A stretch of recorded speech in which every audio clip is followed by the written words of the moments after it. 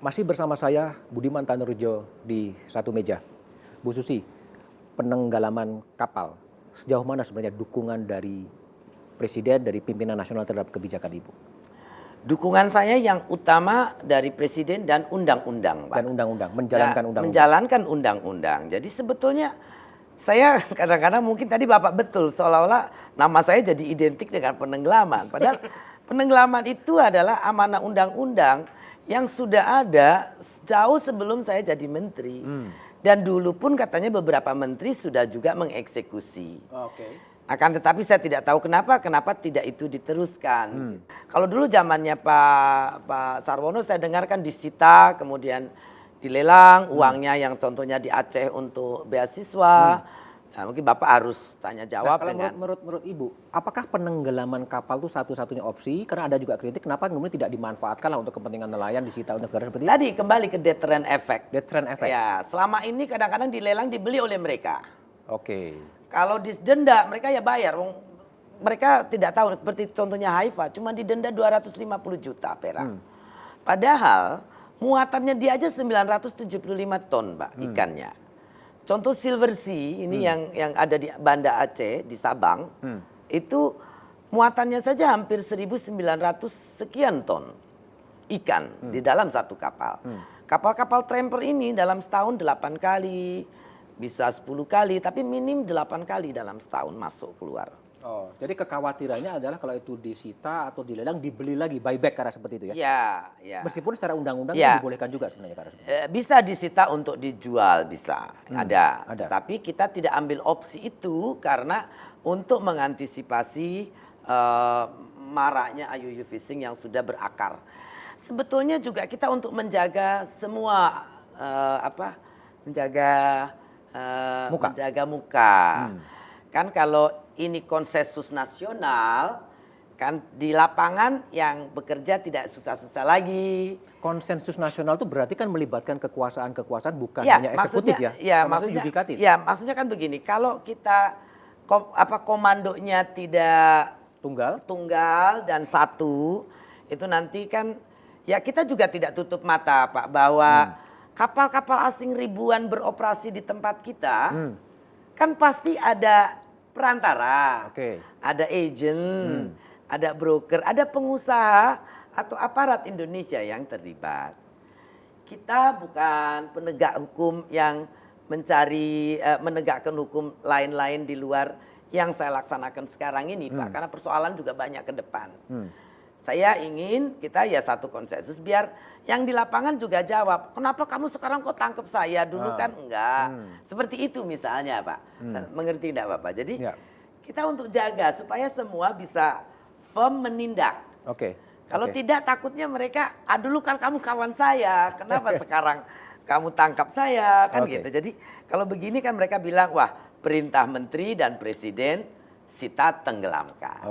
Tapi pada satu sisi menimbulkan deterrent effect, tapi pada sisi lain juga memicu keberatan dari pengusaha, keberatan dari nelayan yang benar ataupun nelayan dalam tanda petik. Bagaimana Anda melihat? Sebetulnya yang ini kan baru muncul setelah moratorium kan habis kemarin Oktober. Dari moratorium ini kita paksa supaya kapal-kapal itu ke pelabuhan. Karena kalau tidak ada moratorium, kita juga tidak akan pernah lihat kapal-kapal ini, Pak. Kebanyakan tidak pernah porting, tidak pernah landing ke pelabuhan. Nah, mereka pikir mereka bisa jalan lagi. Seperti itu, Pak. Tapi sebetulnya bukan mereka, karena mereka ini bukan pemilik. Jadi kalau dari analisa evaluasi kita, kebanyakan ini kapal-kapal double flagging namanya kalau dalam istilah perkapalan. Jadi mempunyai bendera Indonesia, tetapi proses pemindahan kewarganegaraan ini tidak benar. Dan itu yang dinamakan double flagging. Double flagging dalam dunia internasional disebut juga stateless vessel. Stateless vessel berarti ya bisa disita atau dimusnahkan oleh negara itu. Di mana saja. Melalui putusan pengadilan. Ada yang punya undang-undang tidak lewat putusan pengadilan, seperti Australia dia pakai karantina. Dia tidak babi bu ambil penumpangnya. Sebelum kita menegakkan IUU fishing, Pak, sebelum kita perangi illegal fishing di Indonesia, Australia dalam setahun tenggelamkan 200 kapal 200 Indonesia kapal. berbendera Indonesia. Berbendera Indonesia ya? Ya. Dan nggak ada yang protes?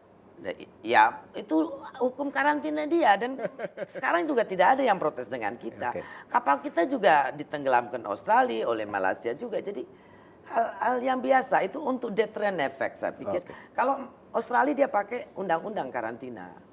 Dan itu undang-undang dalam negeri dia, Pak.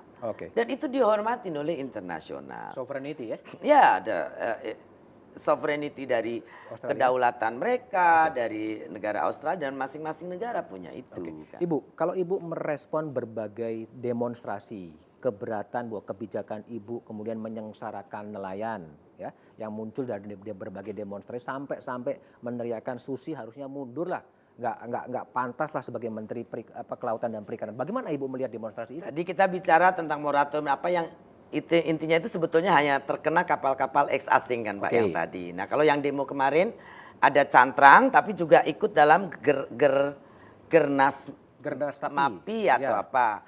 Yang tuntutannya pembubaran Satgas 115 yang mana untuk saya agak aneh karena Satgas 115 itu khusus menangani illegal fishing gitu Pak.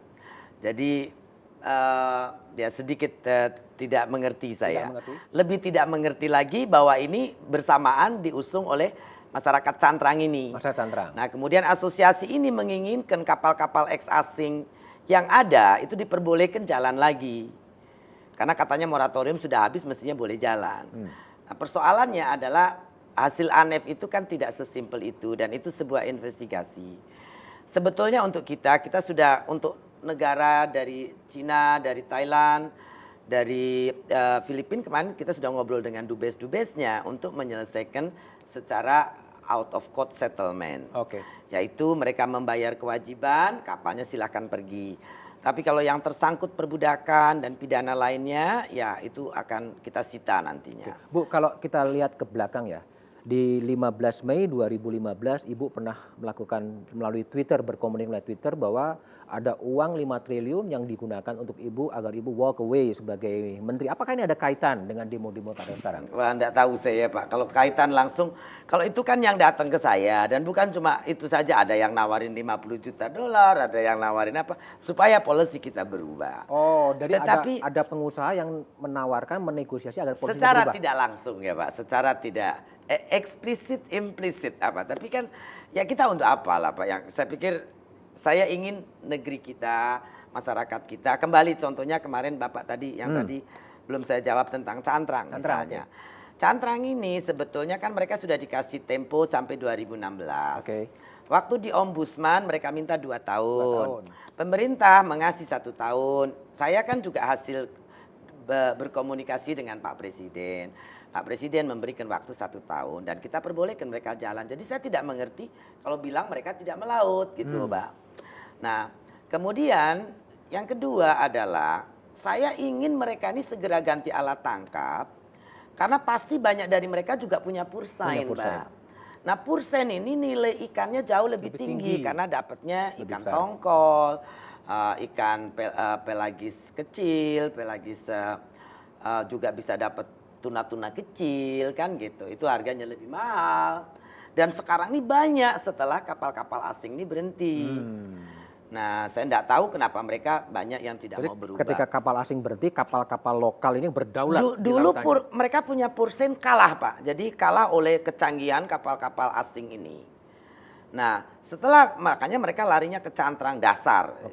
Pukat dasar kan. Sama, cuma nama beda saja. Tapi kurang lebih metode kerjanya sama.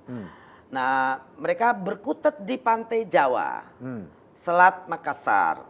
Nah, saya sih pikir, tapi saya juga melihat tidak tutup mata Pak. Ada kesalahan dari KKP dulu tidak memberikan WPP Arafuru dan Natuna yang begitu subur. WPP itu apa? Wilayah pengelola perikanan. WPP itu jadi kita ada WPP sekian, WPP 700 sekian, WPP. Nah, mereka dapatnya ya di Jawa ini. Mereka udah overfishing karena saking banyaknya kapal, Pak. Kapal-kapal cantrang ini makin hari juga pendapatannya makin kecil. Kapalnya makin banyak, pendapatan per kapal makin sedikit. Karena juga itu tadi, karena di garuk bawah airnya kan berkurang banyak. Kalau mereka sekarang pindah, pendapatannya berlipat-lipat. Sekarang itu pursain yang 70 sampai 100 GT itu bisa dapat hampir 12 miliaran 12 per miliar. tahun. Paling tidak, Pak. Ya. Nah, cantrang mungkin cuma dapat 1,5 sampai 2-3 miliar saja. Kan sayang, Pak. Sekarang mumpung sebetulnya ganti bokeh ami atau ganti apa, karena sekarang perbankan juga sangat gampang, ada KUR, ada perbankan ini sangat support Liquid ya, kepada liquid. ya, Oke. terutama KUR pemerintah. Jadi saya sih menyarankan kepada masyarakat cantrang untuk segera beralih. Satu, ikan yang lain lebih banyak. Yang kedua, nilainya lebih tinggi. Oke. Yang ketiga, menjaga kelestarian. Oke, baik. Bagaimana Menteri Kelautan dan Perikanan Susi Pujiastuti merespon insiden Natuna dan isu-isu soal reklamasi? Jawabannya setelah jeda berikut ini.